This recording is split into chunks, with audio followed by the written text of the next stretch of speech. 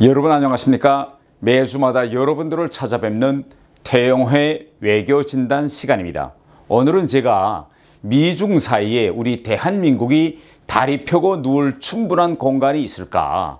공간이 없다면 어떻게 해야 할까? 라는 주제로 말씀드리겠는데요. 제가 지난 9월 12일부터 15일까지 미국 워싱턴에서 진행된 대중국 의회 간 연합체 Inter-Parliamentary Alliance on China, 일명 IPEC라고 하는데요. 이 회의에 observer 자격으로 참가하고 왔습니다. 대중국 의회 간 협의체는 1989년 6월에 있었던 중국 천안문 광장 사건 31주년을 계기로 2020년 6월에 창설되었는데, 이 협의체의 주요 우제로는 중국의 소수민족에 대한 탄압, 홍콩 민주주의, 대만 해협에서의 자유로운 항행, 새로운 공급망 형성 등 중국의 공세적인 정책을 서방 민주진영이 어떻게 견제하겠느냐, 이런 문제들이었는데, 올해에 우크라이나에서 전쟁이 터지면서 올해부터는 이 회의 제목은 대중국이라고 되어 있지만 대러시아 제재 문제까지 논의되었습니다. 그런데요, 이처럼 중차대한 협의체에 한국 의원들이 한 명도 지금까지 참석하지 않았습니다. 그래서 이번에 미국 측에서 제 이름을 딱 찍어서 와달라고 초청장이 왔는데, 사실 저로서도 가면서 좀 고민은 되었습니다. 왜냐하면 이 회의 자체가 반중 반러시아 회의인데, 회의가 진행되던 와중인 9월 15일 날 중국에서 서열 3위인 리잔수 중국 전인대 상무위원장이 방한해서 윤석열 대통령을 만나게 되어 있었습니다.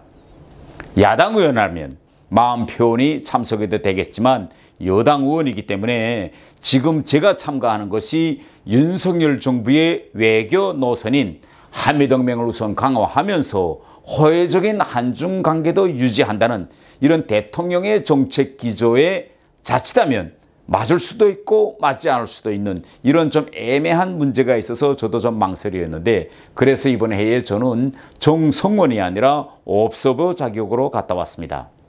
이 회의에 참가해서 제가 궁금했던 거는 세계가 지금 중국과 러시아에 대해 어떤 전략을 세워가고 있는지, 또 이 미국과 중국 사이의 이 패권 경쟁에서 우리 국익을 어떻게 지킬 것인지, 이에 대해서 한번 좀 제가 고민도 해보고 방도도 찾아고 가였는데요. 이번 회의에는 30여 개 나라에서 60여 명의 의원들이 참석했습니다.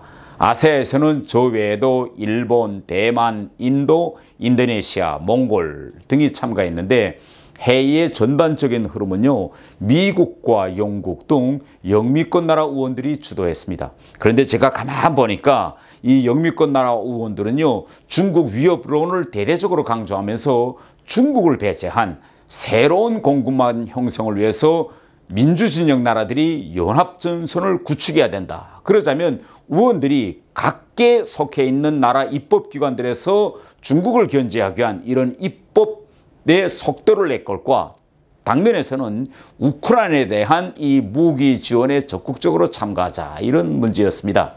일부 의원들은 우크라이나 젤렌스키 대통령이 한국에 무기 지원을 공식 요청했는데 왜 한국이 아직도 침묵하고 있느냐라는 이런 좋지 않은 시선도 좀 보냈는데요.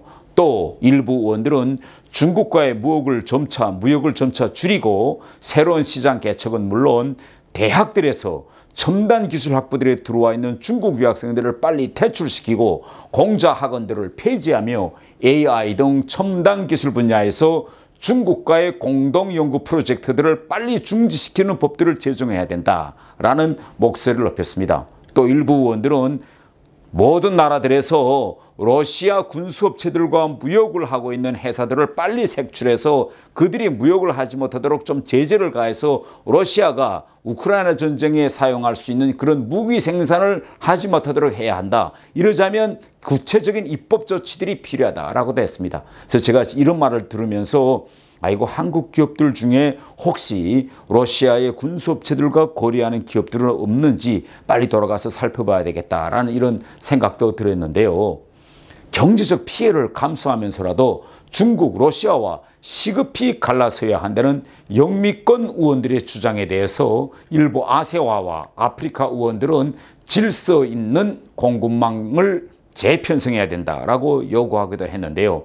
아프리카 나라들과 특히 몽골 같은 나라들은 서방 나라들이 중국을 대체해 주지 않으면 중국에 지금 전략적 강물을 공부하고 소비품은 중국에서 받아오는 이러한 구조인데 이걸 어떻게 개편하겠느냐. 그러니 당장 이렇게 하지 말고 일정한 과도기를 설정하고 질서 있는 공급망 형성을 이제 하자 이렇게 주도했고, 또 한편 인도네시아와 같이 이렇게 시장이 큰 나라들은 자국들이 중국 대체 역할을 할 수 있다면서 중국에 아직 남아있는 이런 자본들을 빨리 빼서 자기 나라 시장에 투자해 줄 것을 요구했습니다.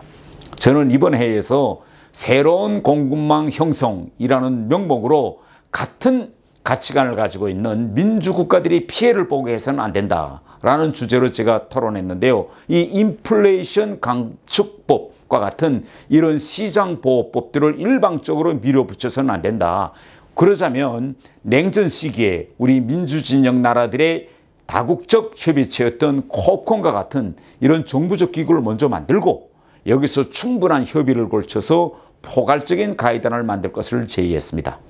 이번 회의를 통해서 느낀 점은 중국과 러시아를 배제한 이런 새로운 세계 시장 질서를 수립하려는 미국과 영국, 유럽 등의 움직임이 앞으로 더욱 가속화될 수 있다. 이 점입니다. 쉽게 이야기하면요, 우리 경제에 피해를 줄 수 있는 제2, 제3의 인플레이션 감축법 같은 것이 또 다른 나라들에서 나올 수 있다는 이야기입니다. 무역의 25% 이상을 중국에 의존하고 있는 우리 한국으로서는 지금 방심할 때가 아닙니다. 빨리 무역의 다변화에 박차를 가야 합니다.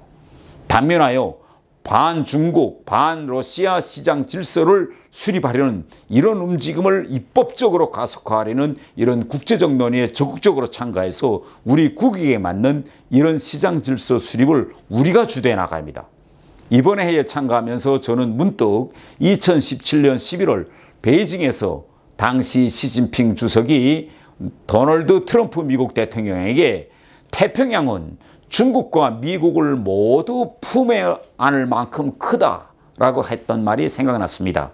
시진핑 주석의 이 말은요, 다투기보다는 대국들끼리 서로 이익과 세력권을 존중하자는 이런 야심을 담은 수사법이었는데요. 그런데 지금 미국과 중국은 태평양은커녕 좁은 대만 해협을 마주하고 지금 아슬아슬하게 대치 중입니다. 이런 상황에서 우리는 미국과 중국 사이에 다리를 펴고 누울 만한 충분한 공간이 있는지부터 살펴봐야 합니다. 왜냐하면 그 공간이 좁으면 좁을수록 어느 한쪽 편에 우리가 쉽게 말려들다가는 결국은 다른 한쪽과 척지게 돼서 대단히 무역에서 경제적으로 피해를 볼 수 있는 이런 상황인데요. 하지만 그 공간이 충분히 넓다면 한미동맹 강화와 또 호혜적인 한중 관계라는 이 두 가지 목표를 우리가 다 달성할 수도 있겠습니다. 나아가서 한미 패권 경쟁 속에서 우리가 피해를 입는 것을 우리가 미리미리 사전에 막고, 그러자면 정부가 가장 중요하겠죠.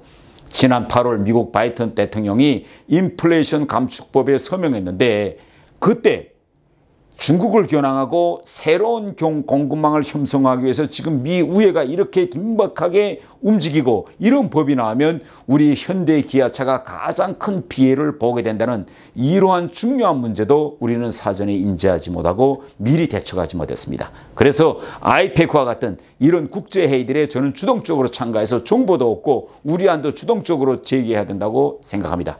그러자면 한국에서 여야가 이러한 대중국 의원 간 협의체와 같은 국제적인 포럼들의 정멤버로 가입해야 한다고 생각합니다. 여러분, 오늘은 여기까지입니다. 다음 시간에는요, 제가 지난 21일 미국 대북정책 특별대표인 성김과 영어로 나눈 대담을 의제별로 나누어서 올려드리겠습니다. 그 시간까지 기다려 주십시오.